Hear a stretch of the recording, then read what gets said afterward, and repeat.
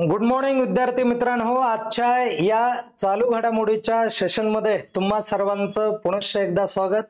आणि मी assistant professor Ramesh Ghorpade आपल्या समोर काही प्रश्नांच्या संदर्भामध्ये आपण चर्चा करणार आहोत। ते प्रश्न आपल्यासाठी गरजेचे नेहमीच असतात, तर आजही तोच मुद्दा आहे। वेळ न घालवता आपण आपल्या प्रश्नाला सुरुवात करूयात। बघा प्रश्न काय, तर बॅटरी पासपोर्ट नावाची ही जी संकल्पना आहे, ही संकल्पना कुठल्या आयोगाच्या निगडीत आहे, कुठल्या संस्थेशी आहे, ती कुणी सुरू केलेली ते तुम्हाला सांगायचं आहे। तर ही जी संकल्पना आहे ही नीति आयोगाने सुरू केलेली आहे आणि तुम्ही मला सांगायचं की नीति आयोगाचे अध्यक्ष कोण असतात ते मला कमेंट करून सांगा सर्वांनी, ठीक आहे। हा महत्त्वाचा मुद्दा आहे। पुढे चला, नंतरचा जो काय प्रश्न आहे तो काय आहे बघा, WTTC नावाची ही एक संकल्पना। WTT म्हणजे काय, तर world travel and tourism council असं आपण म्हणतोय। आणि ही जी संस्था आहे ही संस्था काय करते, तर जगामध्ये जे पर्यटन आहे, ट्रॅव्हलिंग जे आहे, या पर्यटनाच्या माध्यमातून कोणत्या देशामध्ये कितपत पैसा मिळाला किंवा अर्थव्यवस्थेमध्ये पर्यटनाचं काय योगदान आहे, तर हे जे कॉन्ट्रीब्युशन आहे हे कॉन्ट्रीब्युशन तयार करण्याचं काम किंवा मग हे कॉन्ट्रीब्युशन जाहीर करण्याचं काम ही संस्था करते। यांच्या रिपोर्टच्या माध्यमातून लिस्ट पब्लिश होतात जगामध्ये आणि सर्व जगामधील देशांच्या पर्यटनाचा विचार केला जातो। कोणता देश पर्यटनामध्ये अग्रेसर आहे हे निश्चित केलं जातं आणि यांनी निश्चितच रिपोर्ट जाहीर केला आणि त्या रिपोर्टमध्ये अमेरिका नावाचा जो देश आहे हा देश पहिल्या क्रमांकावर आहे आणि चायना काय मागे सरकला नाही, चायना हा दुसऱ्या क्रमांकावरती आहे आणि त्यानंतर जर्मनीचा नंबर लागतोय आणि आपला जो नंबर आहे तो 8व्या क्रमांकावरती आहे। मित्रांनो,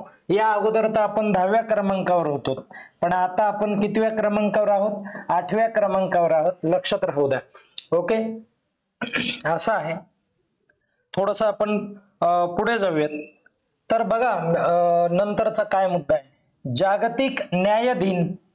हा जो न्याय दिन आहे हा न्याय दिन केव्हा साजरा केला जातोय, कोणती तारीख असते, तर मित्रांनो ती आजचीच तारीख आहे। आज 17 जुलै आहे आणि 17 जुलै ही जी तारीख आहे ती आंतरराष्ट्रीय न्याय दिन म्हणून साजरा केला जातो, ज्याला तुम्ही इंटरनॅशनल जस्टिस डे असं म्हणू शकता, ठीक आहे, इंटरनॅशनल जस्टिस डे।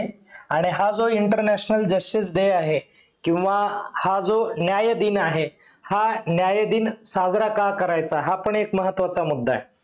तर काय असतं, जागतिक लेवलला किंवा आंतरराष्ट्रीय पातळीवरती कुठल्याही लोकांवरती, कोणत्याही देशावरती अन्याय झाला नाही पाहिजे आणि माणुसकीला काळिंबा फासेल अशा प्रकारचे कृत्य तर झालेच नाही पाहिजे। मानवी हक्क खूप महत्त्वाचे असतात आणि मानवी हक्कांवरती जर गदा येत असेल तर हे मानव जातीसाठी तरी चांगलं नाहीये। ही बाब विचारात घेऊन काय केलंय, तर इंटरनॅशनल कोर्टने काय केलेलं आहे, आंतरराष्ट्रीय न्यायालयाने हा दिवस प्रामुख्याने जागतिक न्याय दिन म्हणून साजरा केला की न्याय प्रत्येकाला मिळाला पाहिजे, हाच उद्देश डोळ्यासमोर ठेवून या संस्थेने हा दिवस साजरा केलाय। मग मला तुम्ही सांगा, इंटरनॅशनल कोर्ट जे आहे, बरोबर आहे, इंटरनॅशनल क्रिमिनल कोर्ट आपण म्हणूयात, इंटरनॅशनल क्रिमिनल कोर्ट जे आहे याचं मुख्यालय कुठे मला सांगा, headquarter of international criminal court, आलं लक्षात। याचं जे उत्तर आहे ते कमेंट बॉक्स मध्ये मला द्या। ओके, चला पुढे। नंतरचा प्रश्न काय आहे बघा, एनजीओम मिशन हे जे आहे ते एनजीओम मिशन 4 फक्त एक मिशन आहे, मोहीम आहे, त्या मोहिमेला नाव दिलंय आणि या मोहिमेच्या माध्यमातून इंटरनॅशनल स्पेस स्टेशन वरती जायचं होतं। कुठे जायचं होतं, इंटरनॅशनल स्पेस स्टेशन वरती जायचं होतं, आंतरराष्ट्रीय अंतराळ स्थानकावरती या मोहिमेच्या अंतर्गत गेले लोक आणि त्याच्यामध्ये शुभम शुक्ला नावाची जी काय व्यक्ती आहे ती खूप महत्वाची, इंडियन नेव्हीमध्ये इंडियन एअर फोर्समध्ये काम करणारी ही व्यक्ती आणि या ठिकाणी खूप महत्वाची असलेली व्यक्ती यासाठी आहे की भारतीय माणूस आहे आणि भारतीय माणूस राकेश शर्मा नंतर 41 वर्षानंतर हा जाणारा माणूस आहे, म्हणून निश्चितच न्यूज मध्ये मोठ्या प्रमाणावरती म्हणजे नाव या व्यक्तीचं झळकलेलं आहे. आणि यांना वरती काय करायचं होतं, तर वैज्ञानिक काही प्रयोग करायचे होते. ठीक आहे, की एकंदरीत पृथ्वीसारखं इथं जे अस्तित्व आहे ते ब्रह्मांडामध्ये असेल का बाबा, या सगळ्या गोष्टीवरती हे लोक काम करणार होते.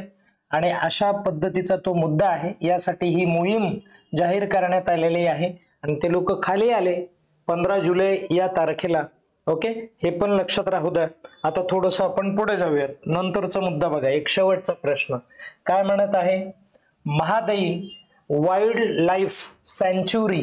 ओके, ही जी सँच्युरी आहे ही कुठे आहे बाबा, तर ही गोव्यामध्ये आहे. ही कुठे आहे, गोव्यामध्ये. आणि मला तुम्ही सांगा गोव्याची राजधानी कोणती आहे ते एकदा मला कमेंट करून सांगा. ठीक आहे, कर्नाटकची राजधानी कोणती आहे, महाराष्ट्राची राजधानी कोणती आणि केरळची राजधानी कोणती, या सर्व राजधानी ज्या आहेत ते एकदा मला कमेंट करून सांगा. ठीक आहे, इथपर्यंत सर्वांच्या लक्षात आला असेल. आजचा भाग इथे पूर्ण झाला.